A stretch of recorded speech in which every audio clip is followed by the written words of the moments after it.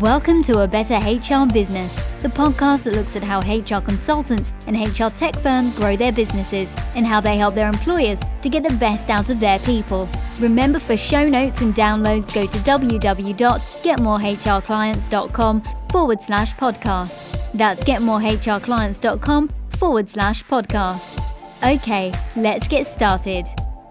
Hello and welcome. Thanks for joining me again. Nice to have you along. I'm really looking forward to today's chat with Barbara Rubel. Barbara is the director of griefworkcenter.com. So Grief Work Center. And Barbara is a dynamic speaker, author, and leading authority on occupational burnout, vicarious trauma, compassion fatigue, resilience, and managing complicated loss. Barbara, that's a mouthful, but I'm very glad that you're here. So thank you for joining me today. Thank you. I'm so excited to be here. Whereabouts are you based? I'm in Kendall Park, New Jersey, but you can tell from my accent that I'm from Brooklyn, New York. Brilliant. Well, we've had a few New Jersey people on the show, so it's great to have you along. Why don't we just start by you sharing a little bit about your background that feeds into what you do now? Yeah, well, come back with me to 1986. I'm in the hospital and I'm about to give birth to not one baby, not two babies, but three babies, triplets, Wow. when my husband walked into the hospital room and told me that my father died by suicide. He killed himself when I'm ready to give birth. And that started my journey in business, working with people who were grieving and bereaved. But then I realized that so many professionals are experiencing burnout and compassion fatigue and secondary trauma and vicarious trauma. And they're trying to make money and they're trying to work, especially in human services. You know, a lot of independent consultants are dealing with their own stressors from life, yet they want to make money and prosper and do well in life. But we all come to our journey because of a loss or because of, incidents in our life.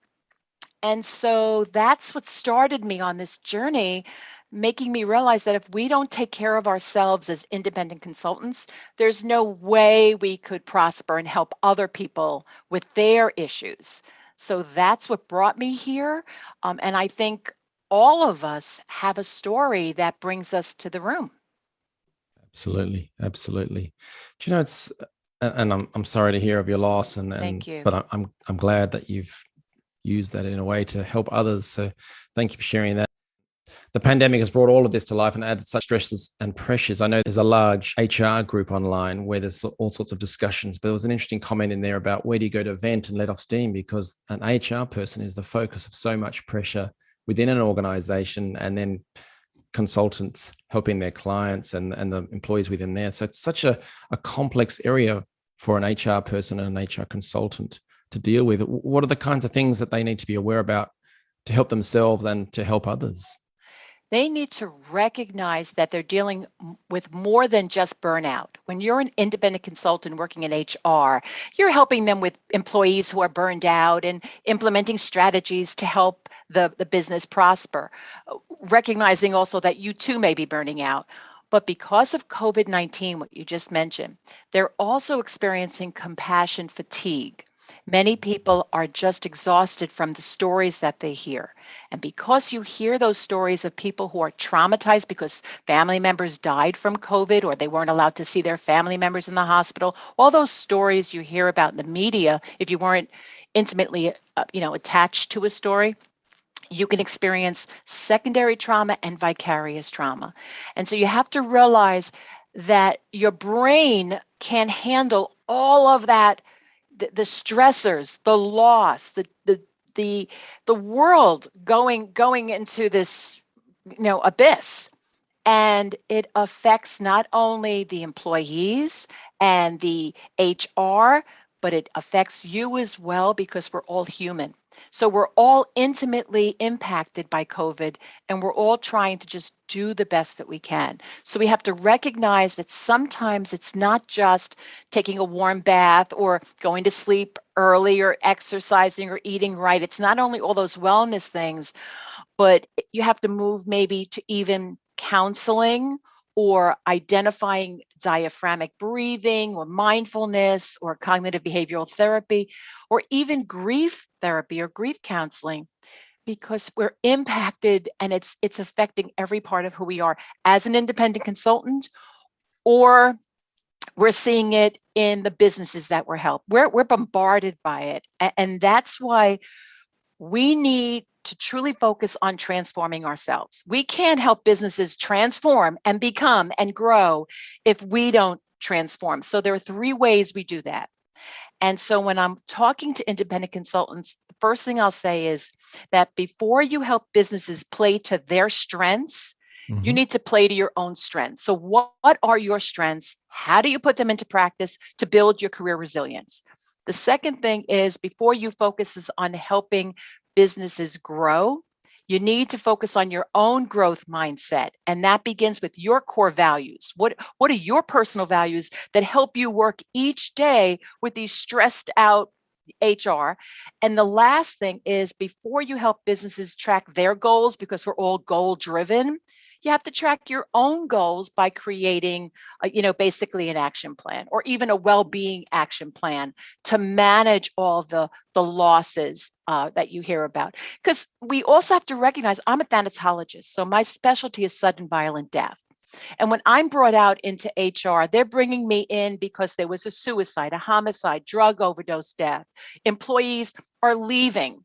There's a problem with retention, even from onboarding to retirement, people are Yeah. leaving. These are major losses. So if you're an independent consultant, you also need to recognize the impact of loss on the business, not just, because of retirement, because your supervisor might have died by suicide or homicide or whatever. So many stressors. And we want to go in as independent consultants and help these businesses, and we're excited. We have our plan. And then they Mhm. bombard us with all these loss narratives, and we're like, can I do this? I don't know if I could do this. There you go. Yeah. If there's not death or trauma involved, there's stuff one step removed from that, because that's it's the worst case scenario, really, isn't it? But where there is injury, illness at the next level down, how does that affect a consultant going in and trying to do their work in a business, or an internal HR person for that matter? It's the same impact on your body, mind, and spirit. Your brain can't wrap its mind around the fact that they're saying someone has terminal illness, or someone is just mentally ill and not doing their job, or someone just died or is dying, or there's infighting and bullying at work. These are all problems. And so when we are independent consultants and we go into HR, and it could be a simple problem of employees just not doing their job.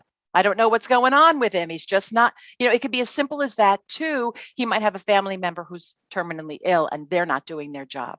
So the cause isn't as important as, what am I thinking when I'm being told this story? What am I feeling now because they're sharing this information? And what can I do to help them? And a lot of independent consultants don't have the tools and strategies to deal with their problems. They're just goal driven. They know what they have to help them with because they're well versed in the business world. But our personal world gets mixed in with the business world. So we need to help them and be mindful that people are going through crisis and loss and transition, life transition. And there's a lot of stresses in the world. So we all really need to slow down and recognize the humanness in HR, that it's not just business, that people now in the business world are expecting their supervisors to be more human. There's more flexibility. I want to be home with my kids. I don't want to come in on Fridays. And HR needs to recognize that this voice, this flexibility is really significant.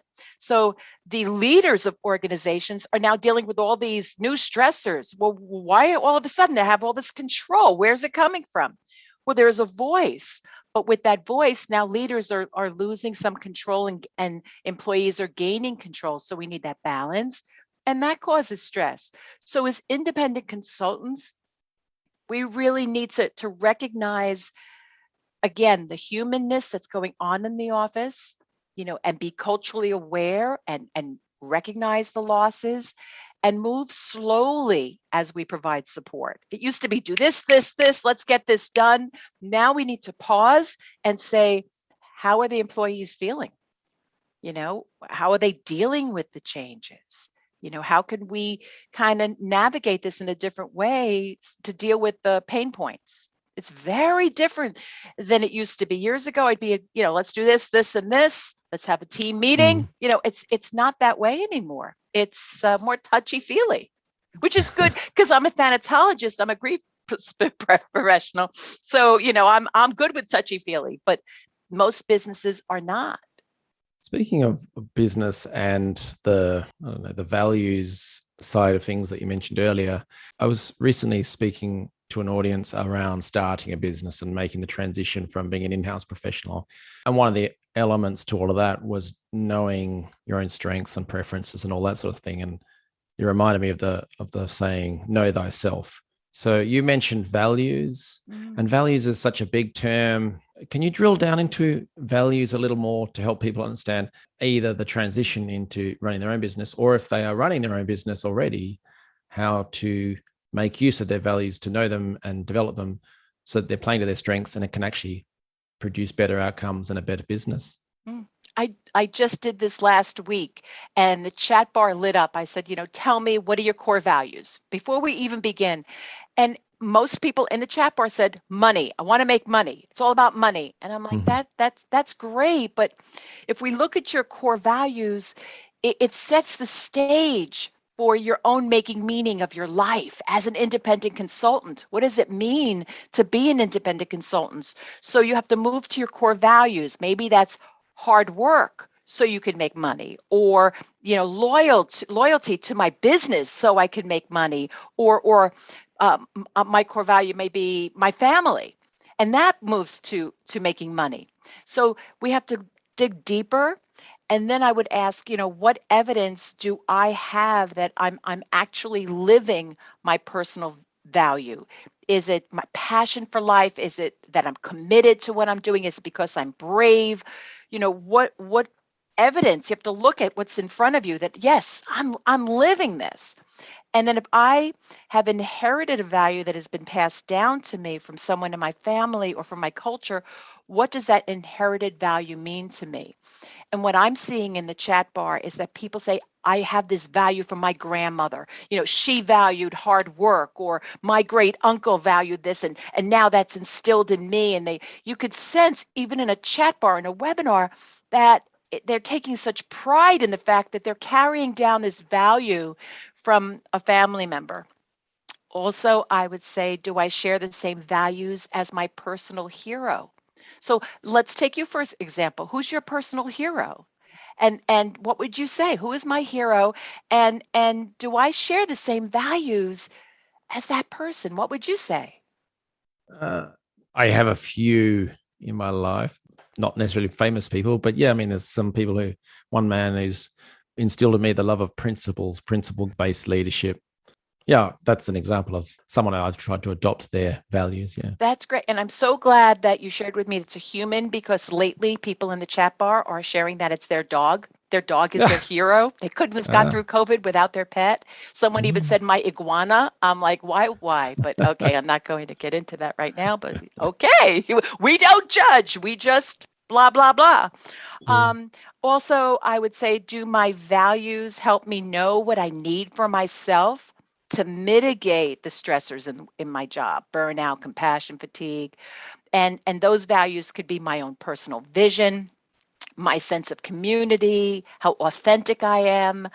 Then I think the last thing I would ask is how my personal values help me to feel more confident. So looking at my core values, what conclusions can I draw about myself? Am I more adventurous, recognition, service? What do my values teach me about who I am in the world? We all have this basic assumption about our world and our world view. So your values help you step into your place in the world as an independent consultant. Absolutely. It's an amazing thing to be able to say, this is my job. And I have to understand my job satisfaction, why I love doing what I do. but you wouldn't love doing what you do unless you're in touch with your values, because that has to be in step. Yeah, that makes sense. I know you've spoken before about creating a wellness action plan. What exactly does that involve? How can someone listening to that apply that in their own life? Well, it comes down to having a goal about your own mental health or your well-being, or building your resilience, or working on your strengths, whatever you want to define wellness as. um, what do you want to accomplish? You may say, I really want to, it's going to help me be a better independent consultant if I take more, go to more conferences and learn more and get, educated and empowered. And that's going to build my self-confidence. Or it might just be losing 50 pounds and being able to get in the car and go to all these, HR businesses, whatever it is. So you pick the goal you want to accomplish, and then you focus on life satisfaction. How is this goal aligned with my life satisfaction, personal life, business life? And then meaning. I'm all about meaning making. What does this goal mean to me? In the long run, if I actually achieve it, what does it mean? And then reasons for having the goal. I'm self-motivated to accomplish this because no one's going to hold your hand. If you want to accomplish this goal, you have to be passionate about it. You have to talk about it like I'm talking about it now, and not say, I'm going to work on a goal. No, I'm going to work on a goal, and I have to look at the reasons why and the resources I need. Do I need funding? Do I need materials? What steps do I need? These concrete steps to implement it. It's essential that I do this or that. What's my timeline? I'll act during certain times. What obstacles are going to be in my way? And you must deal with your inner critic. It's that inner voice that lessens the power that you have. So listen to that critical voice and tell it to shut up, that you have the power and you're not going to listen to it. Just put a positive, voice in your head. Also think about the risks, why you may want to stay in your comfort zone. A lot of people don't want to be goal driven because it's hard. It's hard to change. And so you have to maintain that passion and revise your tactics and strategies and obstacles that might get in the way, and look at your strengths. Always go deep within and look at strengths, put them into practice to build your resilience. You might say, I'm a critical thinker. I adjusted my thinking, to a solution, to an issue, whatever. Use your strengths. Keep a positive view, inspire people, inspire yourself, tell people you have this goal so they don't, work against you and sabotage you. Be self-compassionate, be kind to yourself, especially when you screw up, especially when you don't achieve that goal and you have to go back and then start over again. It's okay. Be kind to yourself. You're not the only one that screws up. Other people screw up too. Just don't make it all, or, oh my God, I'm such a loser. You might be a loser in other things, but not in return, not in response to this goal. This goal you're going to achieve, and evaluate it, know when you're making progress, and then know when it's achieved. You lived your values, you built your your resilience, you lived a life of wellness, you achieved it. It's such a great thing. And to be an independent consultant, many independent consultants are free thinkers. They like to be their own boss. They're really intelligent. They're just natural leaders, and they help other people with their goal. So now we're taking everything that we give away, and we say to ourselves, just like what Stuart Smalley on Saturday Night Live used to say, I'm good enough, I'm smart enough, and doggone it, people like me. I don't know if you remember that. It was like from about 20 years ago. But you have to like yourself and be goal driven and recognize your strengths and say, you know what, I can do it. If I can help other people do it, why shouldn't I? And that's how you prosper and live a good life. Brilliant. I love it. So what would you say is the next step for someone who's feeling either stuck or under pressure at this point in time? What's the next thing they should do? Drugs and alcohol. You heard it here first. I think we all need to first look within and define what we really need. We could be goal driven, but a lot of things get in our way, the way we think. So we can focus. I have this fabulous principle. Fabulous. And I think if we and it builds our resilience. So F is about being cognitively flexible, rethink the way you think, being open-minded, embrace new information. A is about recognizing your attitude, have a positive attitude and recognize your biases that make you pessimistic. B is about keeping your boundaries. Learn when to say no. Don't let people push your boundaries or violate your boundaries. U is for being united, being connected. That's all the networking and, people around you. So it's FABU. L is laughter. It's about having a sense of humor, especially when things go wrong, because they do. Yeah. O is optimism. The other U is understanding job satisfaction, understanding why you love being an independent consultant, why you love working with HR. And last but not least is S, which is self-compassion. Be kind to yourself when you screw up. And that's a fabulous foundation to build your career resilience. So you stay in this job that you used to love or that you kind of still love, but you want to continue to love. That's brilliant. Yeah, I really like that. How do you help clients or employers? So if someone listening to this is thinking either, oh, wow, I'd like some help or advice, or I know of a company that could also use your services, what should they do next?